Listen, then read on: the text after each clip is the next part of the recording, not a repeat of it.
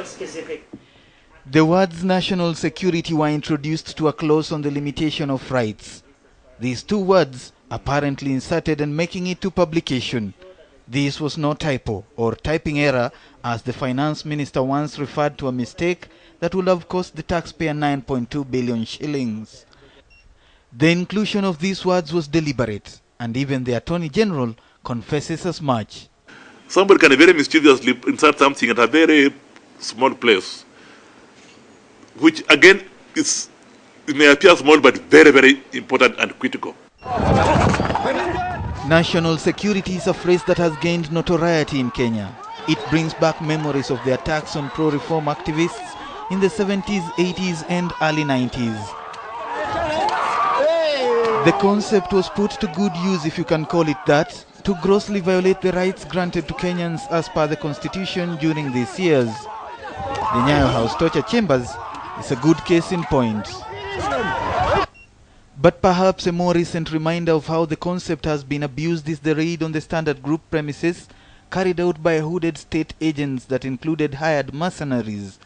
The raid attributed to that same hazy concept by then Minister for Internal Security John Mishuki. Unaona wanaelekea Michuki, hasa hii gazeti ya Standard, ati kwa sababu nilifanya operation katika gazeti ya Standard kwa mambo ya usalama ya leo.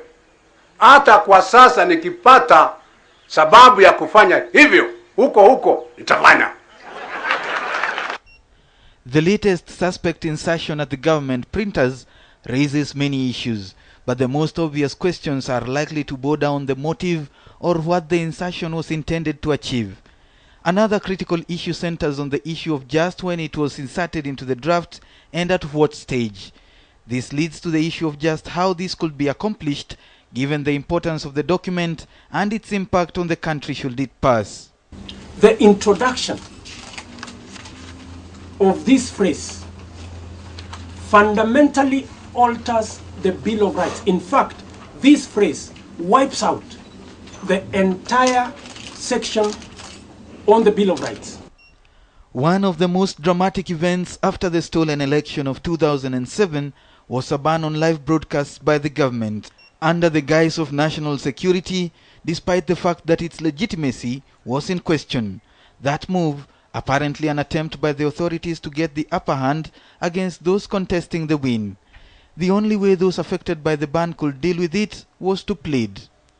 I once again appeal to the government to open up airwaves and allow us to communicate directly to our people.